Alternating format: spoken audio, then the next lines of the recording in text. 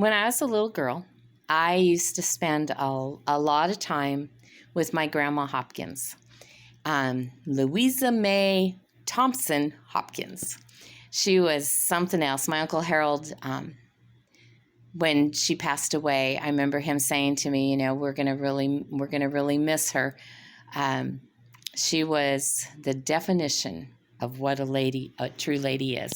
And that is so much of my grandmother. That wasn't the way she was brought up. She had quite an interesting life, and I'm sure I'll tell you some stories about her.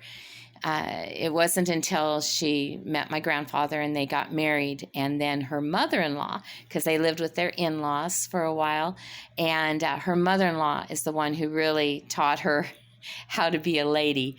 She was raised, for the most part, growing up by her grandmother, who was a Choctaw Indian, and a very stern woman, as my grandma would tell the stories, and didn't put up with any kind of nonsense, and didn't even really teach her much of anything about keeping home or anything. It just was more like her grandmother was always trying to keep her under control or something. I don't know, but maybe we'll get into those stories sometimes. But I wanted to start this by just talking a little bit about this, because this is kind of where this idea has come from for me, that I wanted to start recording some of my stories and some of my experiences and stories that I have from other people that they've shared with me and whatnot. And so it kind of all goes way back to me being a very, very little bitty girl, maybe 2-3 years old, when my grandma started teaching me how to drink coffee. My Grandma Hopkins loved coffee, and that's an understatement. And I've kind of picked that up from her. So when I was very, very little, she had this teeny little cup with a little saucer. It held maybe an ounce, and that was my first coffee cup. And so when I would be staying with her, which I did often, I'd wake up in the morning to that beautiful aroma of coffee percolating on her stove. And as soon as I woke up and smelled that, I'd start to stretch. I knew, it's time to get up. And so I'd get up and put my little slippers on and get my little robe on. And I would go out to the kitchen, and where my grandma would be in her slippers and her robe making her coffee. And she had one of those old stovetop glass percolators from, like, I don't know, the 40s, the 50s. And because that's about back when this would have been early 60s when this was going on, if it was even 60 yet. So anyway, she would be percolating her coffee, and I used to love to watch that, because you could watch through the glass. You could watch it all go up the little stem and then pop up in that little glass knob on the top, and then trickle down through the filter, and then the coffee would drip down into the bottom container, and start changing that clear water into a rich black, wonderful thing. And so Grandma always drank her coffee black, and so she taught me to drink it black, and she'd pour my little cup of coffee, and she'd have her cup of coffee, might actually be her second or third by the morning already, and we would sit down and we would have coffee and a chat in the morning.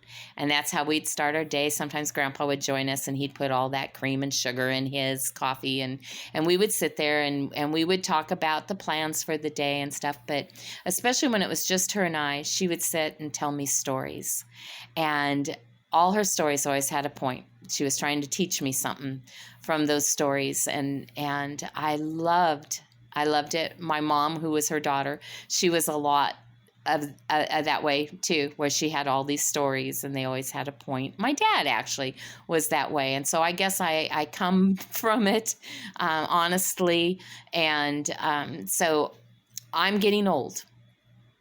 Not that I like it. I told my aunt the other day that I every morning I get up and there's this weird old woman staring back at me in the mirror, and I don't know where she came from, but that's okay.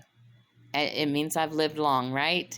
And in that time, I've had a lot of experiences, a lot of heartbreaks, a lot of good things, a lot of bad things, ups, downs, all the way around, and been through a lot of different experiences. But the one thing that they all have the common thread is I love the Lord. So if you don't love Jesus, or you don't even like Jesus or something, you might as well just turn this thing off, because you ain't going to like me. Because he's my everything. And the things I've gone through, they're okay because he's used them to teach me things.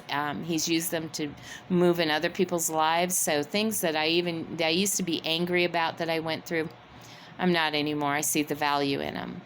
Life lessons are powerful.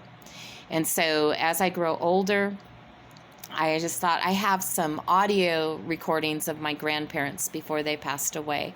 My parents interviewed them and recorded them so that we have them on CDs telling stories and memories. I have a cassette tape that of one of my grandparents that had been made, and there's reel-to-reels and stuff. And so I guess, trying to keep up with technology and all that, a video is even better, right? So this way my kids, I'm hoping, will be reminded of some things and have some of my stories to pass on. My grandkids can watch me and listen to my stories. My great-grandkids, I have one already, so as she gets older, she'll be able to see me and hear me even when I'm long gone. A friend of mine recently passed away, and he's left an amazing legacy.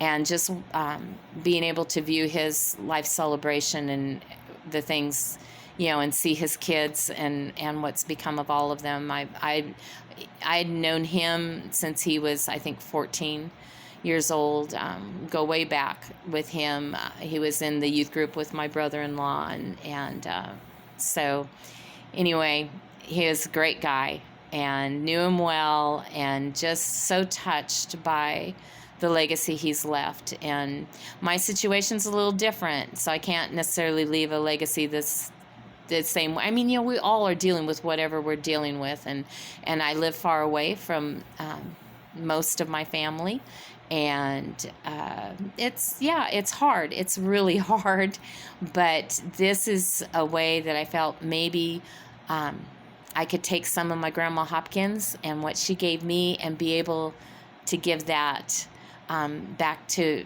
my kids and grandkids and great-grandkids. And so anybody else that wants to come along for the journey, if any of the stories touch you, encourage you, give you hope, whatever, that's my desire.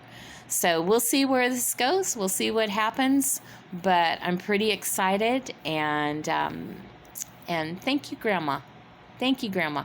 When I used to leave to go back to my home, when I got a little bit older, I actually got a regular-sized coffee cup eventually, and I can remember, I think I was in the 5th grade, and I was telling my grandma, I'm going to miss you, because I knew I wasn't going to see her for a little while, and school was starting, and she goes, well, what'll you miss most? And I'm like, I think I'm going to miss the coffee, because my parents didn't drink coffee.